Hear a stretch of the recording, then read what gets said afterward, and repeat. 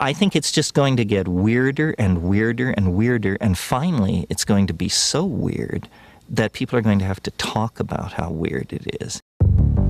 Eventually people are going to say, what the hell is going on? It's not enough to say it's nuts. You have to explain why it's so nuts.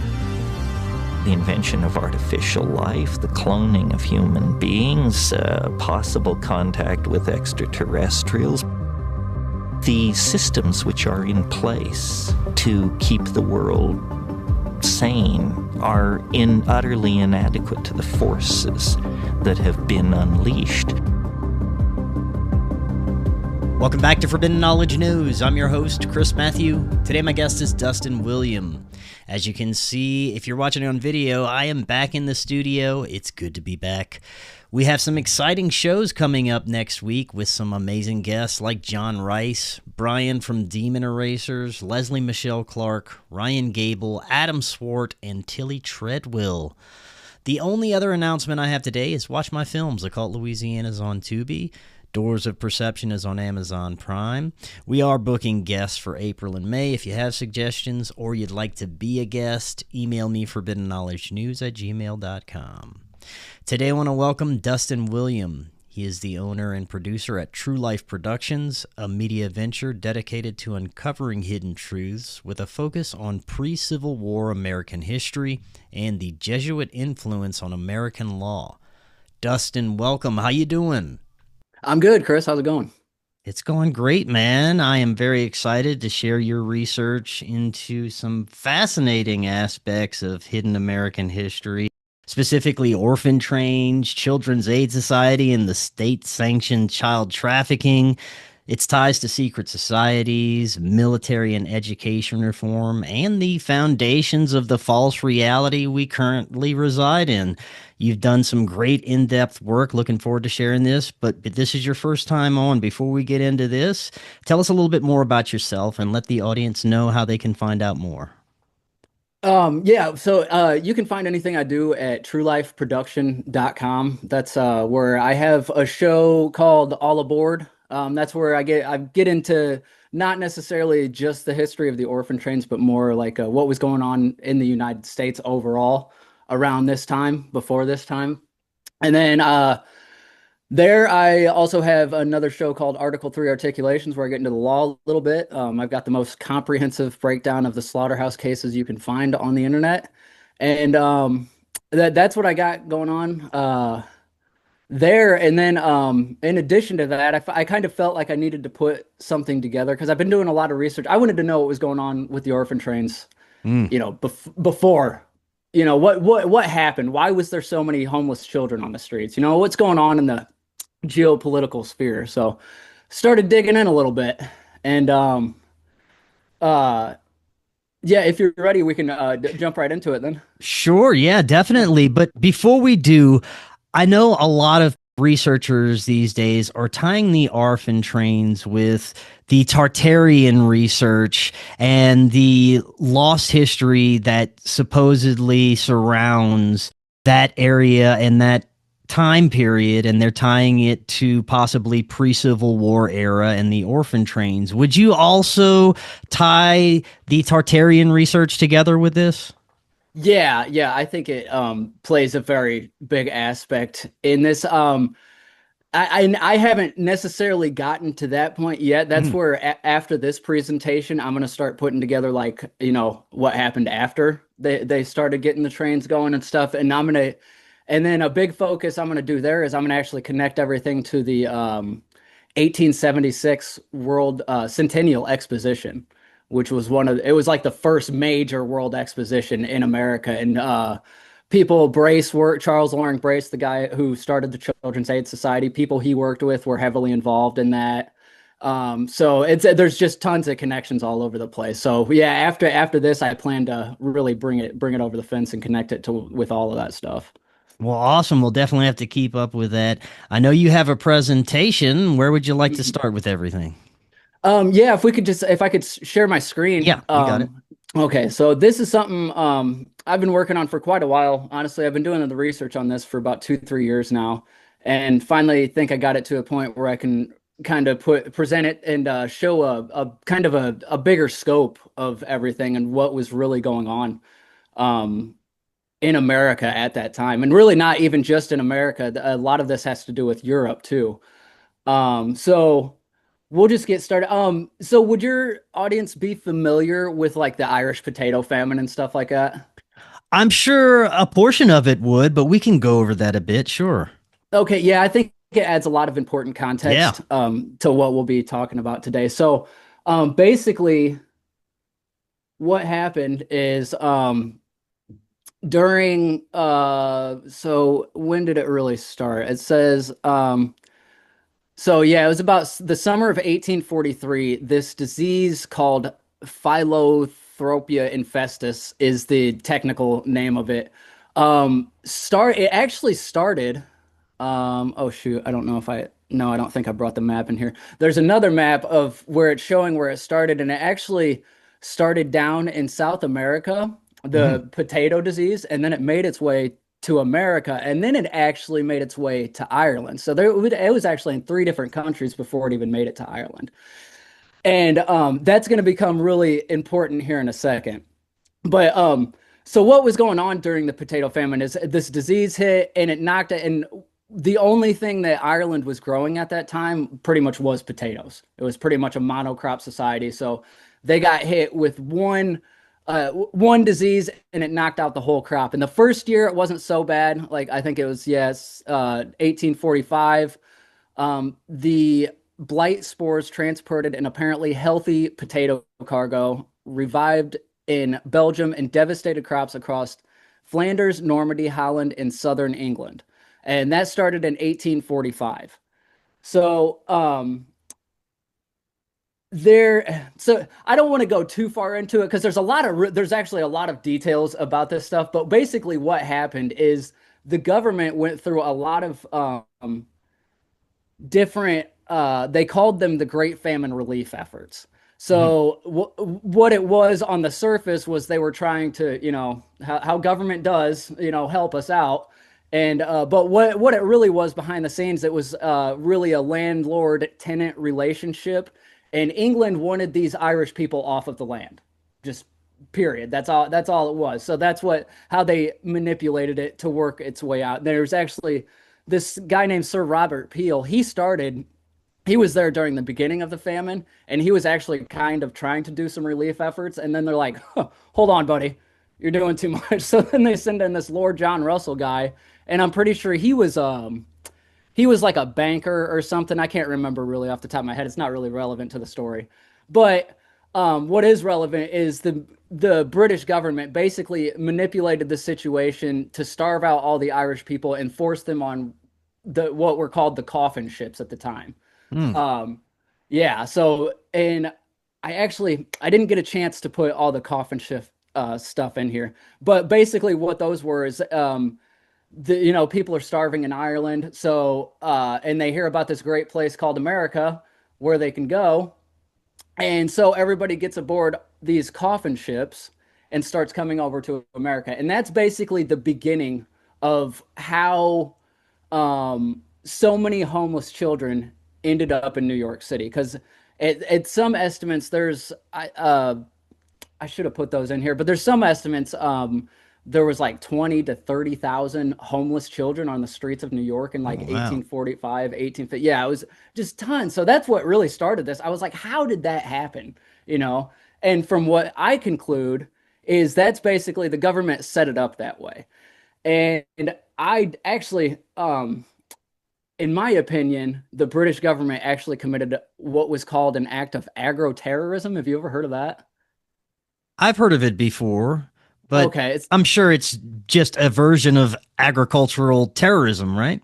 right. Yeah, that's basically all it is. And what I see is that the British government basically committed an act of agro-terrorism to force these Irish people off the land. Hmm. And at the same time, a bunch of German people are coming over, and then at the same time, there's a bunch of Chinese people coming over from on the California side of America. So at this time, there's just tons and tons and tons of just immigration happening here. And in my opinion, that's what really connects to the Tartaria stuff. So would you say it was mostly children that were boarding these coffin ships because their parents were dying? No, actually it was mostly families coming across. Okay. Yeah, it was a lot of families coming across, but what was happening is they would get to New York and the government didn't have anything set up for them when they got here. That would I'm sure in Ireland they were telling them that you're going to have all this great stuff when you get here, but when they get to New York, there's no they have no assistance, and it is extremely overcrowded, and that's what starts the whole tenement movement. Have you heard of those? Tell us more about that. So the tenements were where they basically stuffed all of these Irish people that were coming over here, and they're similar to apartments today, except way smaller. And they Okay. were just basic. It was almost like a jail cell, really. And a lot of them didn't even have windows or anything. So they're just stuffing them in here. The conditions are extremely unsanitary. And basically what ends up happening is these parents can't take care of their children. So they either end up leaving them on the streets, the parents end up dying, whatever. Yeah, so it was crazy what was really happening at that time. But that is basically the oh shoot, that's not what I'm looking for. The dialectical process that started off the reason they needed the orphan trains. Because after during so the potato famine lasted until about, I think it was 1848. They changed a bunch of laws to continue to push the people off of the land and stuff. But that lasts until about 1848. So all of this chaos is happening all over the world, pretty much. This is basically a world event, and all of these people are getting shipped all over the place. So that is base. Yeah, I think that's. Oh, actually, I want to hit one more thing. Yeah. So they're shipping all these Irish people over here, right? And the Catholic Church has a lot to do with it because it's a bunch of Irish Catholic immigration and stuff. So what the Catholic Church does is they set up something called the Irish Immigrant Society, and then the Irish Immigrant Society sets up something called the Immigrant Industrial Savings Bank. And this was a very unique bank at the time. So you have all of these Irish people coming over here, and of course, oh, did I not put that in there? Oh, wait, right here. So this is from a book called Plentiful Country, The Irish Potato Famine and Making Irish New York. And so what this bank did typically during that time, all you needed to open a bank account was your name, occupation, and like some other piece of information. But it was very simple. You didn't need a whole lot of information. But what the Irish Immigrant Savings Bank did in that era, okay, so yeah, I actually have the quote here. I'll just read it to you. In that era, banks typically asked for only three pieces of information from customers: name, address, and occupation. Yet the immigrant bank also required depositors to disclose their precise birth town, parish, county in Ireland, the name of the ship that brought them to America, the port that it landed in, the names and whereabouts of their parents, including their mother's maiden name, and the names and locations of their siblings and children.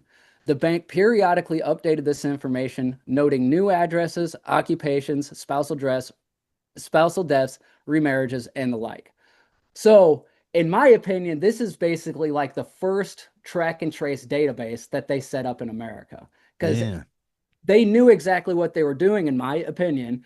So they needed a way to trace all of these Irish people after they got them over to America. So they set up this bank, give us all your information. Now we know where to find you when we want to ship you to other states, basically. Right. So that brings us, that's the really important context that you need to know before we get into who Charles Loring Brace is. And Charles Loring Brace is he wasn't really the founder of the Children's Aid Society, but he was basically the face of it. He was the secretary. So he did all the paperwork, he did all the proselytizing, he was the face of the organization. Anytime you mention the Children's Aid Society, basically you're going to think of Charles Loring Brace. And anytime you think of adoption, you're going to think of Charles Loring Brace, because this is basically what set up the modern uh, adoption system that we have today, is the orphan trains. So that's the guy who started this thing. And he has an extremely interesting background. So just to start off, excuse me, need a drink. He was born in 1826, so about 20 years before the famine. But he has a very interesting background, and his father's name is, oh shoot, where's his dad? Um, John Pierce Brace. Okay, so and in his lineage, he goes back to someone named, oh, it's not James Brace, John Pierce Brace. No, who is it? Who's his dad? So John Brace is his dad, but then it goes back to somebody named Captain Abel Brace. And Captain Abel Brace was a ship captain during the American Revolutionary War. Like basically a war hero, very prominent figure during the time. And that's on his father's side. And also on his mother's side, she has somebody named Rufus King, who was her great grandfather. And he was also a Revolutionary War hero. And a founding father of the country. He had a hand in writing the Constitution and everything. So on both sides of his family, he's got very very huge military influence, basically founding fathers of the country on both sides of his family, which brings us to page 1 of the life of Charles Loring Brace. And this is where you can read all about his life. Well, kind of. In my opinion, this was a propaganda piece they put out after his death to kind of cover some tracks. And I'll give a little context to that right now. So in this book, it is claimed that Stephen Brace was the one who came over from England in 1660 and settled in Hartford. He was, family of good standing, blah, blah, blah. But then you go over to this book right here that's called Brace Family Lineage. After Charles Loring Brace died, somebody in his family lineage went through and did their whole heritage, went through and figured out where they really came from. And apparently their family actually comes from someone named William the Conqueror. He was a gigantic historical figure, and they called him William the Conqueror because he conquered England, basically. And he also did something called, I didn't put it in here. He did something called the Domesday Survey. And the Domesday Survey was basically the first time any king he wanted to know how much land he owned. So he sent out his little minions, and he got with every landowner in the country and actually plotted out all of the people's land and wrote it down on a record. And that's basically where like property rights begins, is with William the Conqueror.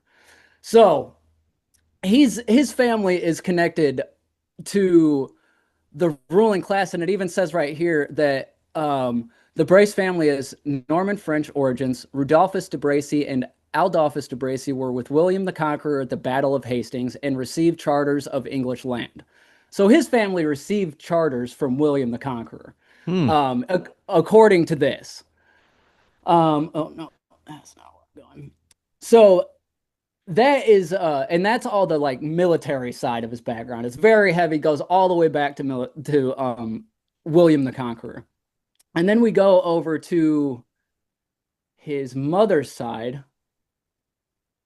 who is Lucy Elizabeth Porter, and his mother connects him with two very prominent families at the time. One of them is the Beecher family, who you may have heard of, Henry Ward Beecher or Harriet Beecher Stowe. She's the one who wrote Uncle Tom's Cabin.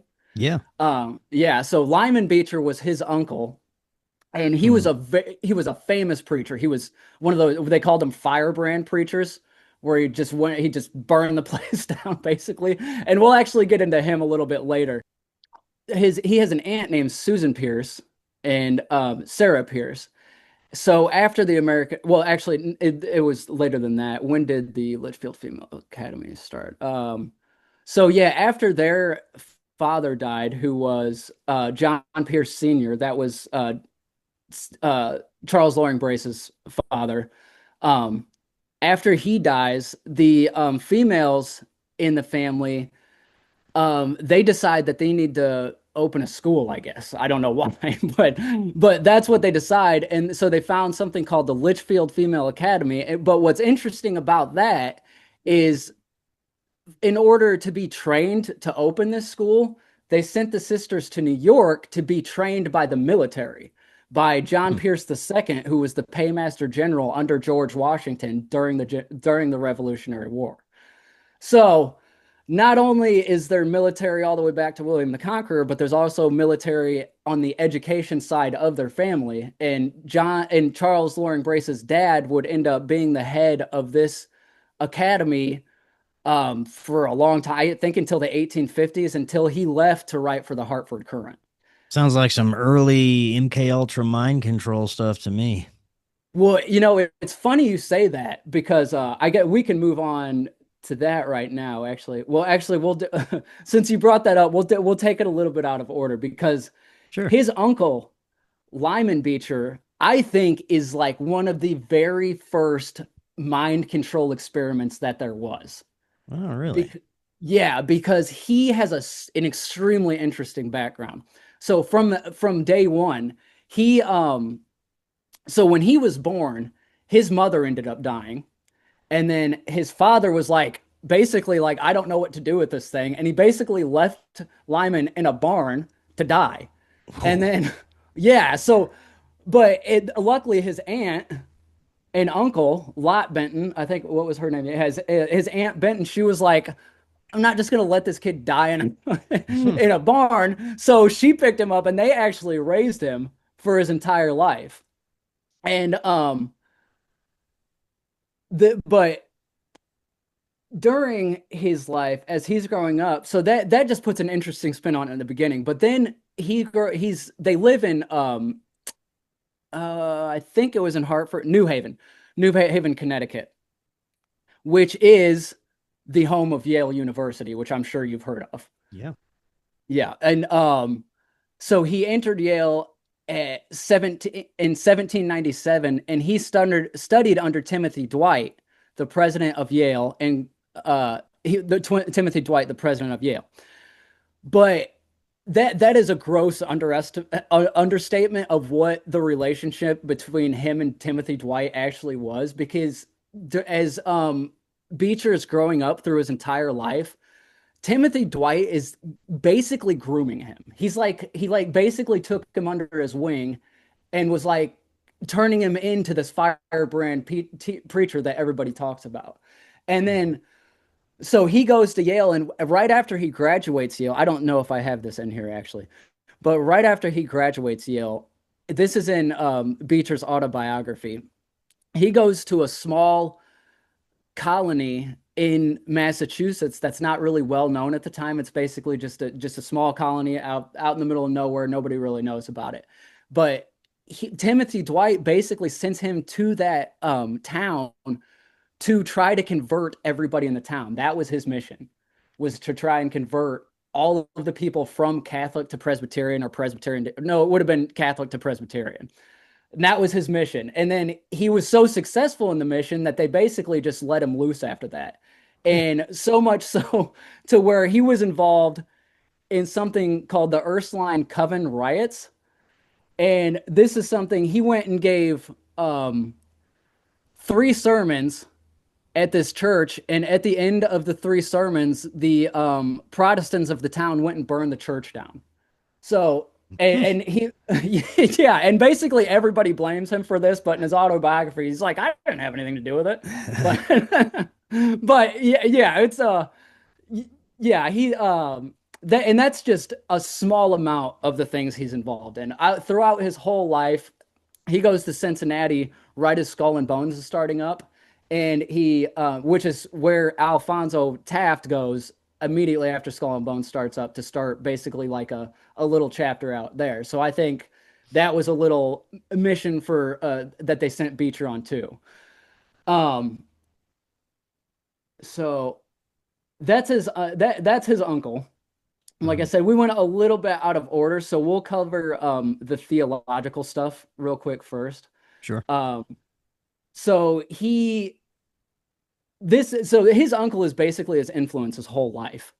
He's there's nowhere it doesn't say it in his literature, but everywhere Lyman Beecher is as Charles Loring Brace is growing up is exactly where Charles Loring Brace is, which is Hartford, Connecticut, New Haven, Connecticut, all of those areas. So he's being influenced by these people. And Lyman Beecher, he ends up having five famous children, and there's only two of them that are really relevant to the story. Because Henry Ward Beecher, he's another firebrand teacher, and he's not a member of Skull and Bones, but he is kind of like a conduit for Skull and Bones. William T. Stead was actually given a little letter of introduction by Henry Ward Beecher to be basically get into the club. And be helped by Skull and Bones. So he's very and he had a newspaper that Brace would write for a lot, basically propaganda for the Children's Aid Society. So that's Henry Ward Beecher, and then his other very famous child that we need to talk about is Harriet Beecher Stowe, and she wrote a book called Uncle Tom's Cabin, which I'm sure you've heard of. Yeah. Yeah, it's for anybody who doesn't know, Uncle Tom's Cabin was a very disrupting book right before the Civil War. Yes. It basically almost kind of fanned the flames of the Civil Hmm. War. So that's Lyman Beecher's daughter. Um, yeah. It's so funny how much of our history that stirs people emotionally, makes people patriotic, is just pure propaganda to achieve more power during that time period. Absolutely. Absolutely. Yeah. And the further you dig into it, just the crazier, the absolute crazier it gets, man. Because one thing I've noticed with Charles Loring Brace is he's not actually well, actually, we'll wait for that. Let's get to his college years Yeah. now. Because it's very interesting. So these are all the people he grew up around, or all the people we just talked about: heavy military influence, heavy educational influence. And then one person we also didn't talk about, I haven't touched on him yet because I actually haven't confirmed that he's related to this person yet. But in right here in page one, it says his mother connected him to had widespread connected him with widespread relationships of the Porter and Beecher family. So Hmm. during that time period, it would be way weirder if they weren't Right. related than if they were. So, and the reason he's relevant though is because, um, oh, did I not connect them? Let me do that real quick, John. So, oh, there it is. The reason he's relevant is because he also went to a place called Yale University, like you said you've heard of before. And if anybody hasn't heard of Yale University, there's something very famous that comes out of Yale, which are called senior societies. Hmm. And these are secret societies, like everybody's heard of Skull and Bones. Hmm. And that was one of them that was started. That was the first senior society that was started. And then right after that, there was a society started by someone named John Addison Porter called Scroll and Key. And the Yes. really interesting thing about this secret society is it was started the same year that Charles Loring Brace entered Yale University. So Charles Loring Brace's freshman year, Scroll and Key started, and like I said, I haven't actually been able to make the connection yet. I don't know that they're related, but it would be way weirder if they weren't related than if they were. So by this guy named John Addison Porter. And that is very relevant because we're going to go to a book called 4 Years at Yale. And in this book, it was written by a man named Lyman Bagg, and he was a member of Skull and Bones. He graduated from Yale in 1872, and he wrote this book all about how the secret societies work at Yale. And in this, he tells us that there's not only senior societies, but there's freshman societies, there's sophomore societies, there's junior societies, and there's senior societies. So all 4 years that you're in Yale University, you have potential of being in a secret society.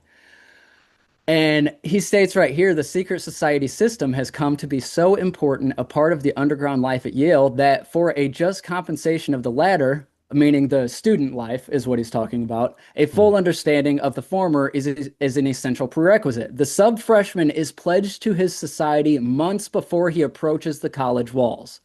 And the graduate keeps up his senior connections long after he has left the walls behind him. So basically, you're already in a secret society before you even make it into Yale University. Yeah, and that's probably the only type of real education that you were able to, and probably still are able to get in our university systems, is by joining a secret society of some kind. Yeah, that's the only way you're getting the real knowledge for sure. Yeah. Otherwise, you're getting the Communist Manifesto and have a nice day. But yeah, and he even states it here that thus it happens that a quote unquote neutral or non-society freshman is of late years very rarely heard of. Men who enter college after freshman year are usually secured as honorary members of these societies and figure in the catalogs and prize lists the same as regular active members. So basically what he's saying there is nobody escapes. Anybody who enters Yale is going to be in a secret society.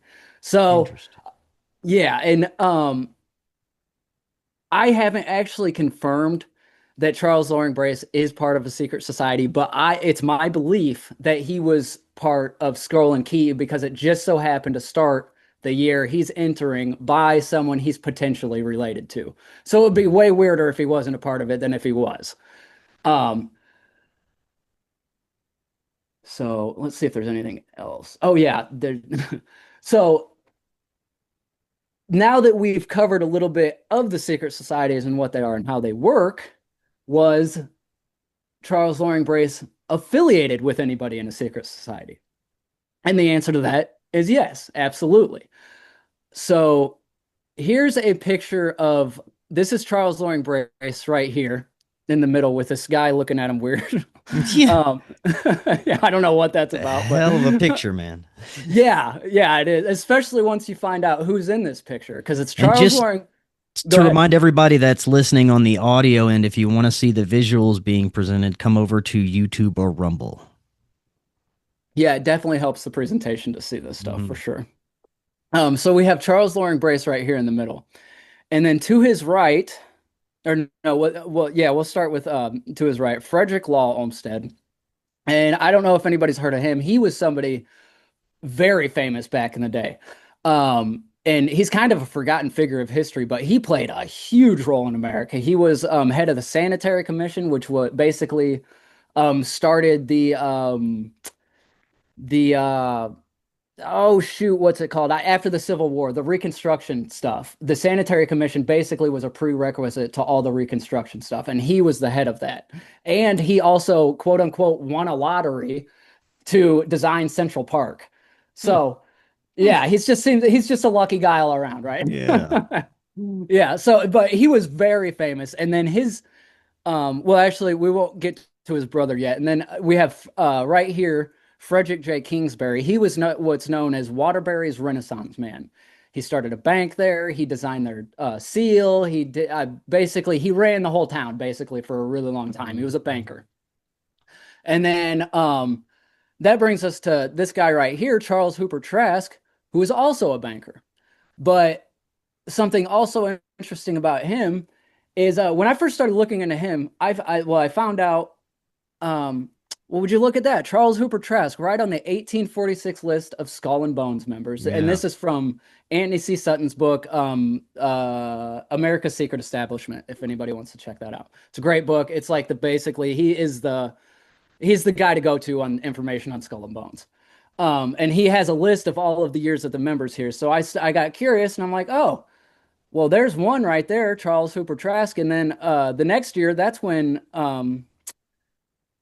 this guy graduates, John Hall Olmsted, and he's also on there. Okay, so this guy right here, or this guy right here, Charles Hooper Trask, he's a member of Skull and Bones. And I was really curious. I was like, because he seemed very uninteresting when I first started looking into him. I was like, what would be because Skull and Bones, they pick who they want. They pick you out during your freshman sophomore year. They know who they want to pick. And I was like, why would they want to pick this guy? And so I started looking and I was like, who are his parents? And turns out his father was a ship captain for someone called the Barings brothers. I don't know if you've ever heard of them, but they're basically a huge bank back in the day, and they were one of the largest opium distributors in the world during that time. And he was a ship captain for him. And his mother, she was like basically, oh shoot, I didn't put her stuff in here, but she was basically like one of the first feminists. She was like, she owned her own business. She made her husband change her name to Trask because it was Pink before. Yeah, so she she made him change it to Trask. Yeah. Yeah, so she was one of those yeah, she was like a very early feminist, a boss lady, if you will, you know. Very early Karen. Yeah, exactly. Exactly. And so basically, his dad was a heroin shipper. That's why Skull and Bones was interested in him. And then come later in life, he actually becomes an investment banker, and he's involved in all sorts of stuff later in his life. I just came to find out recently. So then we'll go back over here and we'll hit John Hull Olmsted. And John Hull Olmsted is Charles Loring Brace's best friend growing up. This picture is called the Hartford Boys. That's what they named this picture, because all of these guys were from Hartford. They all grew up together. They were all very close, very intimate, very close friends. And John Hall Olmsted was Charles Loring Brace's closest friend and also a member of Skull and Bones. And so that brings us to our next section of after the boys graduate from Yale, it is suggested to them. It tells us in the life of Charles Loring Brace, somebody suggests to them that they should go walk around Europe a little bit, just get some experience. No, it doesn't say who suggested this. It doesn't say why or anything like that. They just have the suggestion they should go walk around in Europe for a little bit. So that's what they do. And this is when Charles Loring Brace's story gets very interesting. So they first start off and they go, well, actually, before we get there, this is fun. I just found this the other day, actually. It turns out that John's father is the one who financed the trip too. It says right here, and his own father willingly helped finance each of FLO's, that's Frederick Law Olmsted's, whims, and there were many. Preceding 1858, his early career start with Central Park's design. So pre-1858, basically Frederick Law Olmsted, his father, John Olmsted Sr., who was very rich, basically financed everything he was doing up until 1958, or 1858, excuse me. So in 1848, I think they start making their trip over there. And they start in Ireland, and they actually get to see a little bit of the potato famine. He writes about it in a little of his book. They go through what's called the Rhine country, and there they stop at a man's house. They have a quote unquote letter of introduction. Like I said, we don't know who introduced these people, but they have a quote unquote letter of introduction to a man named Robert Neal. And this is their first stop over there. And he ends up becoming Charles Loring Brace's father-in-law. He marries Robert's daughter, Letitia Neal. And it's funny, I don't talk about her much, but Letitia, she moves to America after they get married, and she's actually way more excited about trafficking children than even Charles is. She gets there and she's ready to get to work day one. But her father is he was really prominent in Europe during like before the Civil War, and he was like an anti-slavery activist in Europe during the Civil War. Basically sticking his nose into business he had nowhere sticking it into, but he would bring over people from America such as Frederick Douglass, William Lloyd Garrison, Henry C. Wright, and there was a couple of other people that he would have come visit him. So very big name figures like Frederick Douglass. He's the slave who freed himself through Yeah. literacy, pretty much. Yeah, he's a very famous figure during the time, and so was William Lloyd Garrison. Pretty sure he was an author of some sort. You can't have any historical heroes, man. You just can't, man. You just can't. I know it. It's awful. Yeah. Yeah, but so this guy is famous already, and so why three fresh Yale graduates I feel the need to go visit this guy? I have no idea, but there's this free fresh Yale graduates that go and visit this very famous Robert Neal guy, and Charles Loring Brace ends up marrying his daughter. So that's where the whole trip starts. And from there, they head to England. And oh, I wish I would have pulled this. The funny thing about England is Charles Loring Brace claims this is the most influential trip of his life. He talks about it throughout the rest of his whole life. Most influential thing, he loved the art, the culture, the buildings, whatever. But there's no surviving letters from that time, which I find very weird. He has no surviving letters from the most influential trip in his life. And I think there's no surviving letters from there because he was probably visiting very interesting people that they don't want us to know about. Right. And I do believe that that's a big reason why they released the life of Charles Loring Brace after his death. Because it's basically just a collection of his letters. So they're like, look, he was, he's just a great guy. But so they go through England. There's not really much information on their trip through England because, like I said, there's no surviving letters. But there is a part in the life of Charles Loring Brace where he's talking about how happy he was with John making their plans for the future as they were walking through England. So obviously something very big was happening while they were there. But I guess we're just never going to know what that was. But let me ask you, in your research, how do you sift through propaganda? Because the more you start to research this stuff, there seems to be a sophisticated level of false information that was put out simultaneously with truth the entire time all these events are unfolding. So it makes it extremely difficult to navigate any type of history that we have. How do you do it? I mean, basically at this point, just experience, man, and just being fooled so many times and, just learning from my previous mistakes. Cause there really is in my opinion, there just really is no good way to do it, except you just have to read this stuff. Yeah. And then you have to take notes, and anything that has a contradiction, you just have to remove from the equation. Right. So that's kind of how I go about it. And I only use source material too. So another very important thing. Yeah.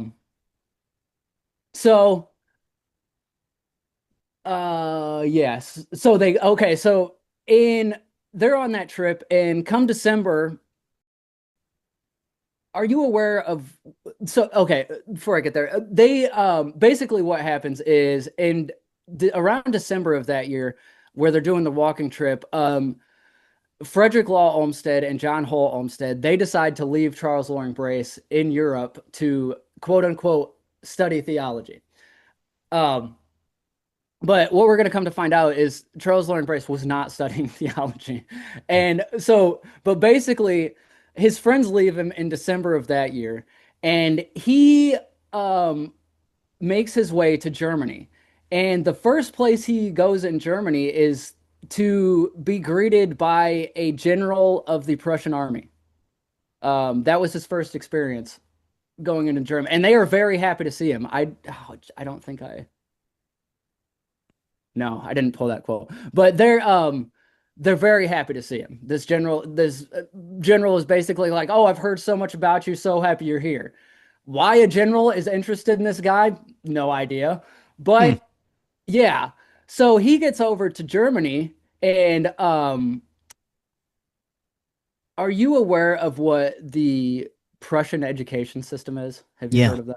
Yeah. So this is at a time, this is after the Prussian education system has started, but it's really just getting the gears going, and they're really figuring out the mechanisms as how they're gonna spread it to the further world. And at this time, there's a bunch of people going over to Europe to learn this stuff. And like Horace Mann, right before Charles Loring Brace goes over there, Horace Mann, who's basically he's credited with being the father of the education system. He goes over to Germany to study this stuff. Basically, any big name that you hear connected with the education system goes to Germany to study this stuff. And that's exactly what Charles Loring Brace does. But he is given just untold advantages. Oh shoot, I didn't do that, did I? Dang it. I really needed to pull those quotes. There's some quotes in his book where he is describing the people he's meeting, and basically he's just got all of these letters of introduction, and he's just rising to the top. He gets introduced to this guy named Ernst Curtius. And Ernst Curtius at the time is very famous. He's a German archaeologist and historian. So a very interesting person to plug into the whole Tartarian narrative. If they're controlling narratives, you would probably want an archaeologist and historian right up at the top of controlling the narrative if you're trying to change history, which in my opinion, I do definitely believe they were with everything that I've seen here. And Ernst Curtius, he was the tutor to the Crown Prince Frederick William, later Emperor Frederick William of Prussia. So he was literally the tutor to the Prince of Prussia, of the leader of Prussia. So this isn't just any small potatoes guy that Brace is over there to see. He is over there with the cream of the crop of diplomacy, education, royalty. He even gets access to the royal library where he meets another man named Alexander von Humboldt, who I have. Uh, he was a Prussian polymath, naturalist, explorer, and scientific patron who's he basically explored Spanish America. But he was another very famous person in the structuring of the Prussian education system. So that's basically what Brace goes over there to do. Like I said, he gets access to Curtius, he gets access to Humboldt, he gets access to the Royal Library, which was the most prominent library at the time. And, that was where the educators went to be educated, was the Royal Library, and study with these people. And there's a quote. I wish I would have pulled this quote. I have it somewhere, but there's a quote in Charles Loring Brace's book after he does his time studying there, where he basically says, I know the Prussian education system better than any diplomat in America. Basically meaning, I know the Prussian education system better than anyone in the world, because New York was the center of the world at the time. And, I wish I would have pulled that. Now, am I correct in saying that the Prussian education system was roughly based off of Pavlovian conditioning, which eventually became our modern education system? Yeah, absolutely. Yeah. And actually, if anybody wants to read about the Prussian education system where they talk about it explicitly, you want to look up a book called Addresses to the German Nation by Johann Gottlieb Fichte. And that book is basically the book where it's the blueprint of the Prussian education system. And in there, he explicitly says that we need to destroy the spirit of children to make them subservient to the state. He doesn't even try and cover it. He says it in that language. Yeah. And we need to make them robots to the state. And that's where it all started. He gave those addresses in 1807, I think.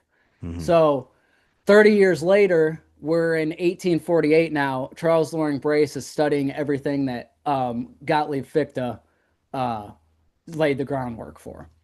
I'm sure we're going to get to it, but going back to the orphan trains, Do you have an idea of when these first started operating, how long they were operational, and if they were mainly for child trafficking purposes?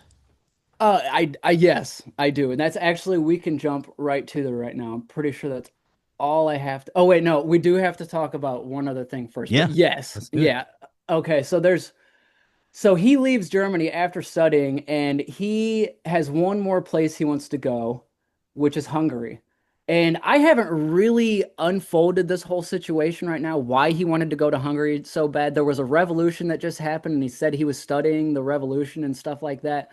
Why he was so interested in this particular area, I'm not completely um, clear on. But what happens when he goes over there is, so his Bones brother, John Hull Olmsted, the member of Skull and Bones, uh, Brace tells of his plans of going to, oh yeah, John, who obtained for him a position of correspondence on another paper. So basically, John is the one helping him get correspondence from Germany to Hungary. And that's how Brace gets to Hungary. But and Brace claims this is all his idea. You know, he came up with this whole thing, and it's just a hunky dory thing. He's just going over there to study the Hungarian people after the revolution. But what happens is he has a dinner with these people, and there's at this dinner there's two secret police, and these secret police hear him talking about some revolutionaries in America. So the secret police have him arrested because they think he's there on a plot to like basically overturn the government and stuff, which I do think is what he was doing. After all the evidence they present, they're like, you went here, you went here, you went here, you talked to this guy. Basically, it looks like you're trying to you're a spy for us. And you know, obviously he denies that, but what the really interesting thing about that is, and the thing that nobody knows about, this is not in any of the literature about Charles Loring Brace. You will not find this anywhere except this right here. And what this is this is correspondence between Charles J. McCurdy, who Charles Loring Brace grew up with. This was like basically, I wouldn't say an uncle of him, but he grew up in New Haven, and he would have known this guy really well. And it even says in here that McCurdy says, I knew Brace really well. But the interesting thing about this is right here, he says, he passed the winter time at Berlin, talking about Charles Loring Brace, where I met him at Mr. Bernard's, and after spending a short time in Vienna, he went into Hungary. So basically, what happened is Charles Loring Brace had a secret meeting with American diplomats between, or before he stayed and before he decided to stay and study the Prussian education system in Germany. That's what this is right here, and you won't find that in any more of his in anywhere else talking about Charles Loring Brace. But this is an official document from the government talking about they had a secret meeting before he went to Hungary. And the reason that, and so this letter is Charles J. McCurdy writing Millard Fillmore, the president of the United States, trying to get him to help get Brace released from Hungarian prison. So basically what's happening is he gets arrested, and Charles J. McCurdy helps Brace get out of jail. And in my view, that's why I named this section A Debt Is Now Owed. Because in my view, they kind of saved Charles Loring Brace's life. And in their view, I bet they felt like that too. So maybe they owe him a favor. Maybe Charles Loring Brace owes them a favor now.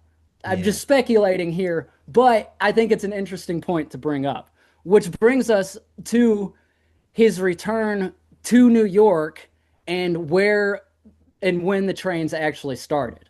So he gets back from New York, from his studies over there, and so he escapes from Hungary, and the first place he goes is William Neal's house, and William Neal is the son of Robert Neal. So obviously they made very good acquaintance for him to just go over there after he's arrested in Hungary, and for them to, you know, give him a spot to stay before he can make it back to America. So he finally gets back to America. Oh shoot, wrong section.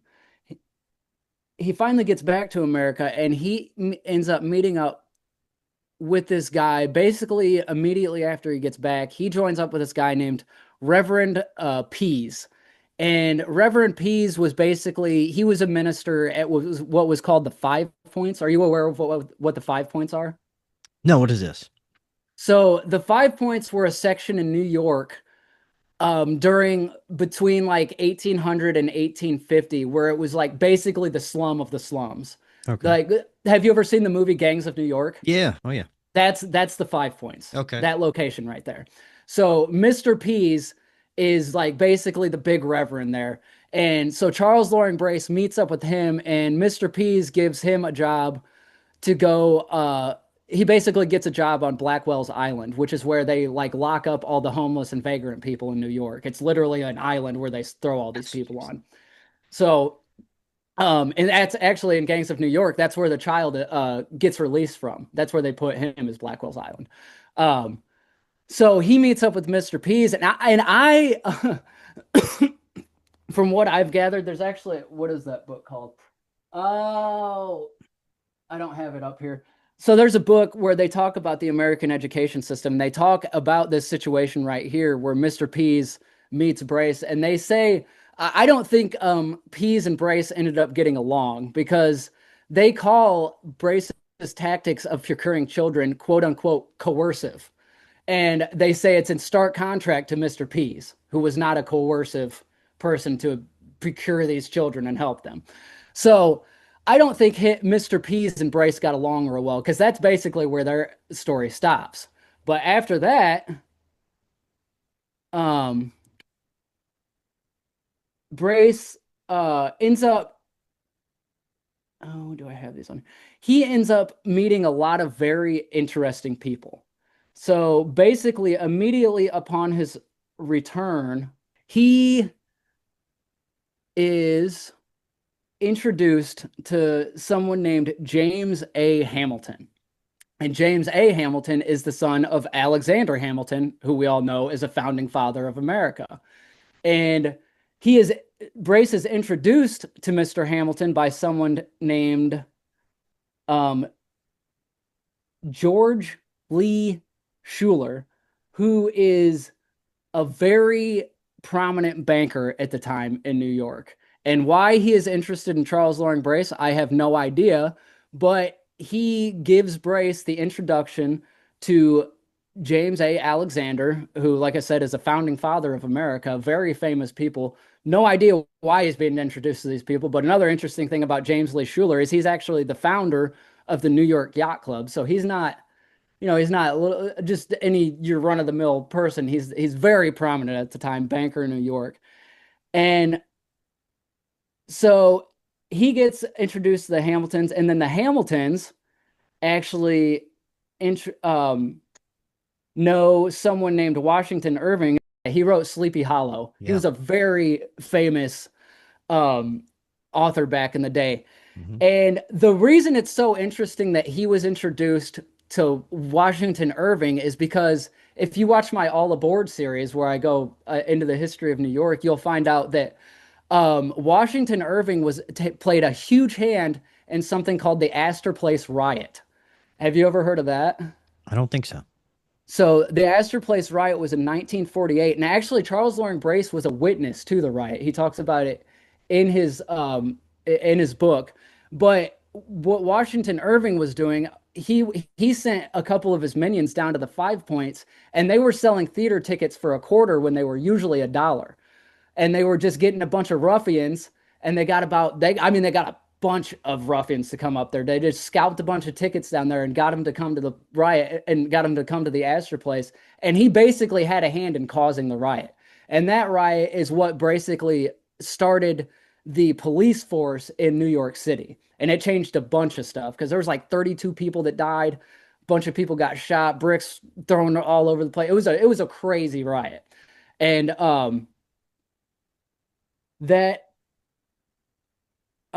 so he's getting introduced to all of these people, and I'm assuming what's happening is they're kind of feeling him out, trying to figure out what they're going to do with this guy, And so I think they finally figured it out because after a while, so then it comes to 1853, they finally decide to start the Children's Aid Society. And they start it with these five people here: William C. Russell, B.J. Howland, William C. Gilman, William L. King, and C.L. Brace. Oh, yeah, and Judge Mason. So the top New York judge was involved in this. Mr. B.J. Howland, he uh he was he was a Unitarian minister, with which, if you know anything about Unitarianism, they call it the perfect religion for people who don't believe in God, which I think, yeah, which is very interesting. Yeah. So he's on there. And then we have another guy, Russell. He's an American lawyer, educator, and historian on the team. Oh yeah, and he was also a Unitarian, actually. Yeah. So his sister married a big Unitarian minister back in the day. Oh, and actually Robert Neal, the guy in Ireland, he was a Unitarian too. And he was connected with the people who started Unitarianism, who was connected with Erasmus Darwin, who is Charles Darwin's grandfather. So, and they started that in Hartford, Connecticut. So the whole Unitarian thing is a whole nother rabbit hole we could go into. But it's interesting that so many of them are the trustees of the Children's Aid Society when they're starting. And then so those are the less shocking characters on the board of this. Then we get to someone named William C. Gilman. So William C. Gilman, he is not so known, but he was a really big he was a prominent figure back in the day. He started the New York Juvenile Asylum, which was heavily connected with the orphan trains and all that stuff. But what he also did was he was the father of someone named Daniel Coit Gilman. And Daniel Coit Gilman was the founder of the Russell Trust Association, which is the financial arm of Skull and Bones. So literally the father of one of the most prominent figures in Skull and Bones started the Children's Aid Society. And so that basically gets us to where the train started. And they started in 1854, and the first train went to Dowagiac, Michigan. The trains start operating, and was there a certain company name this was operating under? Was it operating under the guise of delivering certain products, or was it just outright trafficking children across the country? No, it was just outright trafficking children. Wow. And the way they did it was through propaganda, basically. And that's why in my All Aboard series, the first couple episodes, what I hit on is like the media environment of how media came to be in New York. I talk about this guy named James Gordon Bennett, who started the New York Herald, and he basically started sensationalizing media. Like he put this murder trial in the paper and stuff, and he discovered that people love that stuff, so he just kept cranking it. So then uh also through that paper, Charles Loring Brace is right. Well, not through that paper, but through the Independent, and then the New York Herald will reprint these articles. But basically, Brace would write between like 1852 or 53 and 1860. He was writing all of these pieces, basically like blaming rich people for the problems and making them feel bad for not donating to the society. And that's basically how it was funded for ever. It was either quote unquote philanthropists or the government that was funding the thing. Do you know if the trains were delivering these children to specific aristocratic families or specific institutions? Do you know anything about that? No, but that's going to be one of my next branches of research, because what I do know is they always drop them off at theaters. Interesting. It was always a theater. And what do we know about theaters is a lot of them are old world buildings.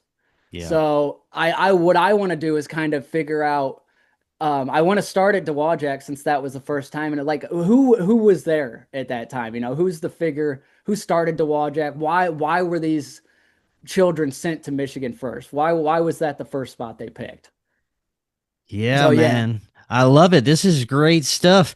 Before we close out, you said you're going to be continuing your research along these lines. What are you going to be moving towards next?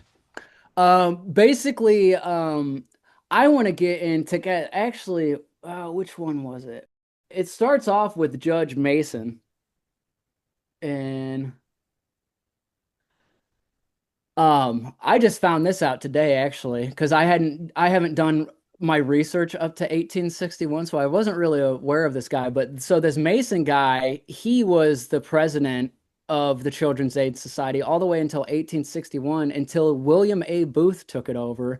And who William A. Booth was a New York financier and a railroad organizer. He was very heavily involved with starting the whole railroad movement before the trains were even started. And then not only 5 years after they start, we got a railroad expert in here to help ship these kids all over the place, basically, because he becomes the new president. So Wow. I think that's going to be my next branch of research, is kind of getting into all these theaters who founded them, you know, Yeah. discovered them, whatever we want to believe out of them, and try and connect some lines. Because I kind of think that the trains are connected with a secret society known as the Odd Fellows. Have you ever heard of them? Yes, I have. Yeah. So I Oh. think they seem to be connected with the theaters a little bit, like with owning the buildings and stuff. So I think that might be the next line of research I go down. Well, awesome, man. I love the work you're doing. Keep it up. Before I close out, let the audience know how they can find out more about you. All right. Yeah, thanks for having me. I appreciate it, man. This was a lot of fun. Yeah. Yeah, so if you guys want to find my work, just check out truelifeproduction.com. That'll get you to everything. And I have a podcast coming out. The first episode launches this Saturday, called the Learning Out Loud podcast. That'll be wherever you find podcasts, or you can go to learningoutloud.system.io and get a bunch of extra goodies and stuff for it there. So, Awesome, man. Well, Dustin, we will definitely have to continue this. And until next time, everyone, have an excellent evening. We'll talk again tomorrow. We'll see y'all then. Hello, friends. I am so excited to tell you about Independent Media Token. Independent Media Token is a brand new way to show your support for independent media without having to donate a dime. Independent Media Token is a cryptocurrency on the Solana blockchain designed to generate funds to promote and foster the growth of independent content creators, allowing them to engage in their art without having to worry about being demonetized. Through a network of media partners, of which you yourself can become a part of, Independent Media Token's goal is to ensure the powers that be can never cut off all of our areas of funding and censor the only free voices left in the world. Join the movement today. You can pick up Independent Media Token using Phantom Wallet or the Solana wallet of your choice, where you can easily swap your Solana for IMT. Grab some IMT today, and remember to always know your team. To learn more, visit independentmediatoken.com or use the link right in the description. Are you and your family prepared for an emergency? Maybe the fake alien invasion? Now is the time to prepare yourself and your family for any event. Check out Prep Starts Now. Their mission is to provide high-quality preparedness products that empower individuals and families to be ready for any situation. They're committed to delivering reliable, trusted gear to ensure your safety, security, and peace of mind in times of need. Their product selection is carefully curated to provide you with the essential gear you need to stay prepared. From emergency kits to tactical tools, every item is chosen for its reliability and practicality. Prep Starts Now understands the importance of family, and their goal is to equip you with everything you need to build a solid plan for your family's preparedness. In today's ever-changing world, being prepared is more important than ever, And Prep Starts Now is here to help you and your family stay ready with quality products and practical guidance. Use the link in the description and get 15% off your order. Watch Doors of Perception now on Amazon Prime. We live in an incredible age of information. More and more, we're discovering that we've been lied to and misled about much of our human history. Cory Hughes is providing profound revelations about World War I, World War II, the JFK assassination, Martin Luther King's assassination, and much, much more on his new Substack, Bloody History. Subscribe now for as little as $5 monthly. Just click that link right in the description to get started now and learn about our true history. I am so excited to tell you about Independent Media Token. Independent Media Token is a brand new way to show your support for independent media without having to donate a dime. Independent Media Token is a cryptocurrency on the Solana blockchain designed to generate funds to promote and foster the growth of independent content creators, allowing them to engage in their art without having to worry about being demonetized. Through a network of media partners, of which you yourself can become a part of, Independent Media Token's goal is to ensure the powers that be can never cut off all of our areas of funding and censor the only free voices left in the world. Join the movement today.